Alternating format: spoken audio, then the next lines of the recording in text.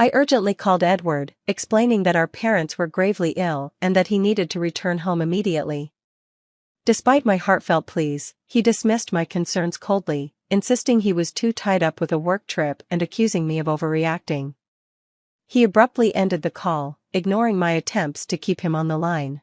For weeks later, when Edward finally returned home, indifferent and distant, I had the painful task of telling him that he had missed both of our parents' funerals. Shocked and bewildered, he couldn't comprehend what I was saying, thinking it was some kind of cruel joke. I reminded him of the call I made, warning him about their critical health condition, and his face fell as regret washed over him, leaving him speechless. My name is Janet Rachel, a 51-year-old woman who has devoted her life to family, stepping away from a promising career in administration after marriage. My journey with Edward began in college, where we connected through our shared love for paddle. Initially, our relationship was strained. Edward, the leader of the paddle club and focused on national competitions, was harsh and demanding. He only cared about skill, not the experience, and I often found myself relegated to the sidelines, picking up balls after failing to meet his high expectations. But my frustration turned into determination. I practiced relentlessly in private, and during a practice session, to everyone's surprise, including Edward's, I successfully returned one of his challenging serves. That moment earned his respect and admiration, and for the first time, our relationship shifted from animosity to a budding connection. From that point on, my feelings for Edward deepened, despite his continued strict demeanor. I found myself falling for him, and our bond grew stronger. During one of our monthly gatherings, after a social night, Edward unexpectedly confessed his feelings for me, admitting he had fallen in love. Surprised but elated, I eagerly accepted, and we decided to keep our relationship a secret from the club to avoid disrupting the team dynamics. I was so in love that the secrecy didn't matter. Being with Edward was all I wanted. Our relationship endured beyond college, and we married when I was 23. At Edward's suggestion, I left my job to commit to being by his side.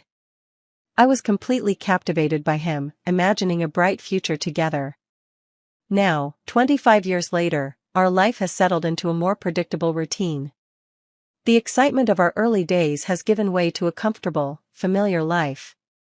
My attention to personal style has relaxed, where once I meticulously chose outfits and applied makeup for every date, I now favor comfort and rarely wear makeup. As a homemaker who rarely interacts with anyone outside our home, I've embraced a natural look. Reflecting on these changes, I can't help but notice how much I've changed since my younger years. I've gained weight, and my appearance now mirrors the before photos seen in weight loss ads. This shift in how I look might be contributing to the more routine nature of our relationship, and I sense that Edward now sees me less as a passionate partner and more as a maternal figure. He even makes light-hearted comments, asking for coffee in a way that feels more like a caretaker's role than a wife's. This gradual transformation in our dynamic marks a significant evolution from those early days of love and ambition. Edward's parents live just a 20-minute walk away, and they have always been kind and supportive. In return, I visit them often, eager to help, especially as their health has been failing. My father-in-law is battling a serious illness, and the doctors have given him little hope. He expressed a wish to spend his remaining days at home, and we brought him home for palliative care. The strain has been heavy on my mother-in-law, who seems increasingly worn out by the burden of caring for him. As someone who doesn't work outside the home, I've tried to step in and support, but the toll of it all is beginning to weigh on me as well. I've been helping my mother-in-law nearly every day, yet it's clear that the full responsibility of caring for my father-in-law falls on her shoulders, and it's visibly taking a toll. One evening, she asked if I could stay the night to assist her, her voice filled with hope. I had to decline, though, because Edward, my husband, expects me to be home every night. My refusal left her disheartened, her disappointment clear. Edward has a commanding presence, and he's never been one to help with household chores. He expects dinner to be ready and the house in order when he returns, and leftovers are not an option. Any deviation from his expectations often leads to an intense reaction. One day, I arrived home late after helping my father-in-law, only to be met with Edward's anger. He prioritized his needs over his father's, and I remained silent, knowing that arguing would only make things worse. This dynamic has left me feeling trapped. As a homemaker, I feel guilty for not standing up to Edward or offering my mother-in-law the support she needs during this difficult time. Edward's behavior has been increasingly erratic. He often comes home late without notice, sometimes clearly intoxicated, and his excuse is always the same: he has the right to spend his money however he pleases. This pattern has left me feeling isolated, torn between my duties as a wife and my desire to support my in-laws. Despite my role at home, Edward's expectations have become harder to accept. His frequent nights out were beginning to concern me, not just for our family, but for the families of those he spent time with. Edward, with his authoritative position at work, often used his power to pressure colleagues into socializing after hours. He would boast about always going out with the same coworker, a man who lived alone and was single, claiming that his colleague was always eager for company and drinks. I tried suggesting a compromise to Edward, asking if he could inform me ahead of time about his plans so I could better support his parents, especially with his father's worsening health and his mother's increasing stress. But Edward dismissed my concerns with a laugh, insisting his outings were spontaneous and that his mother could manage on her own. He prioritized his needs over everything, even rushing me through household tasks, without regard for my feelings. Then, unexpectedly, Edward announced he was planning a 3-week trip to Thailand. I was stunned, filled with questions. He had taken the initiative to request time off work and had already thought about what he wanted to do and eat there. When I asked about the sudden trip and mentioned that I didn't have a passport, he casually replied that it didn't matter because I wouldn't be joining him. This was particularly surprising, since we hadn't even gone on a proper honeymoon. Given his usual stance on saving money, curious and concerned, I asked who he would be traveling with. His response was curt: he was going with a coworker, and then he quickly shifted the conversation to ask about dinner.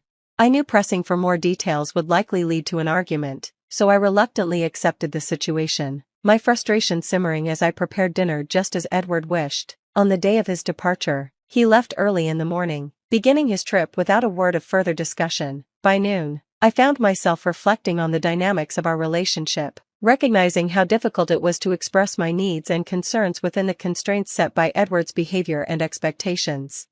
In a moment of urgency, I called Edward, only to be met with impatience. "What do you want? I'm about to board a plane," he snapped, irritation clear in his voice. I pleaded with him, explaining the dire state of his parents' health and urging him to reconsider his trip. But Edward dismissed me coldly, claiming he was on vacation and telling me to handle the situation myself. His lack of empathy stung as he hung up, leaving my calls unanswered thereafter. Murmuring a quiet promise of regret, I resigned myself to waiting for his return. 3 weeks later, when Edward finally came back, he seemed unaffected by the events that had unfolded in his absence. I confronted him with the news of his parents' passing, and he reacted with disbelief, questioning me as if I were playing a cruel joke. I explained the heartbreaking details of how his parents had deteriorated and passed away, despite my constant visits and care. Their sudden decline was something I couldn't prevent, and the guilt weighed heavily on me.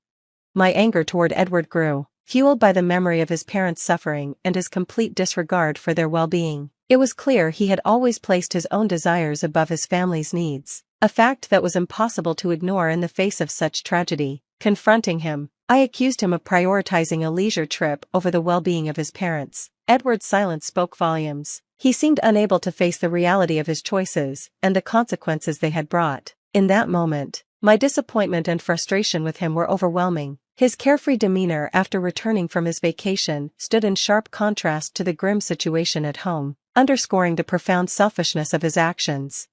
My heart ached, not just for the loss of my in-laws, but also for the realization that the man I had hoped would stand by me in difficult times had chosen himself above all else. With a hint of sarcasm, I probed further, asking about his recent 4-week getaway, suggesting it might have been with a lover. Edward, seemingly defeated, admitted to his affair with Donna, a younger coworker who, in his words, brought him comfort like nothing I could. His confession revealed that his late nights weren't spent working late but with Donna, and he boasted about her qualities in comparison to mine, arrogantly undermining my worth. What came next was even more shocking. With his parents no longer around to object, Edward bluntly suggested a divorce, envisioning a future where he could live with Donna in our home, effectively telling me to leave. The proposal hit me like a blow to the chest. Having dedicated my life to being a homemaker at Edward's request, I had no income of my own and little confidence to start over. But the realization that he had chosen his mistress over attending to his ailing parents was the final straw. With firm resolve, I left him for good. I packed only the essentials and soon found refuge in a budget motel. A week into my new reality, Edward's call broke my peace. His voice was panicked over a missing checkbook. Unfazed, I informed him that the financial documents and accounts under his name were untouched at home, only the checkbook was missing. I had taken only what was mine, the savings I had built up over time and the gifts from my family, all safely tucked away in an account in my name. It wasn't part of our joint property, and I had no obligation to share it with him. Edward, however, was desperate. He had squandered his salary and bonus on his lavish trip and was now hoping to dip into my savings to cover his recklessness.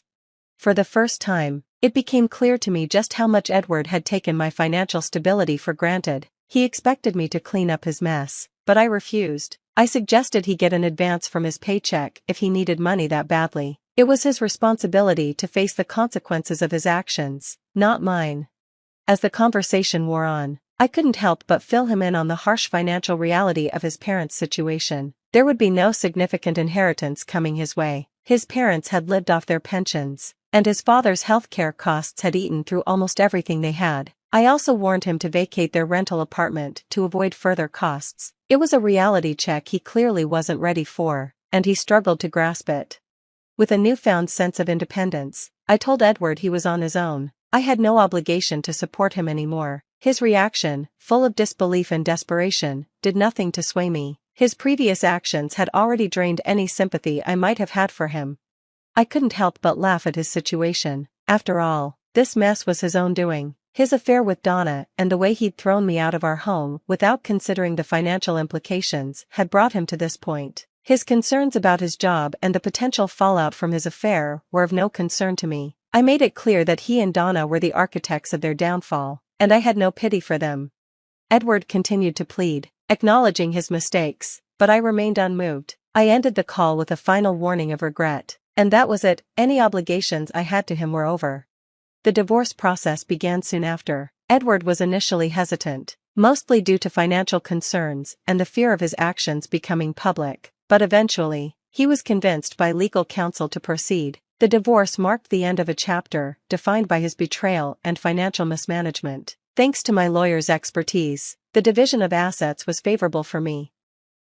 Edward, who had already wasted most of his savings, found himself in a precarious financial situation after the divorce. He struggled to make ends meet, even dealing with the fallout from having to clear out his parents' apartment and cover the rental costs. Donna, who had originally sought Edward for professional gain, quickly distanced herself when the affair became public. She saw no further use for him and moved on, leaving Edward even more isolated.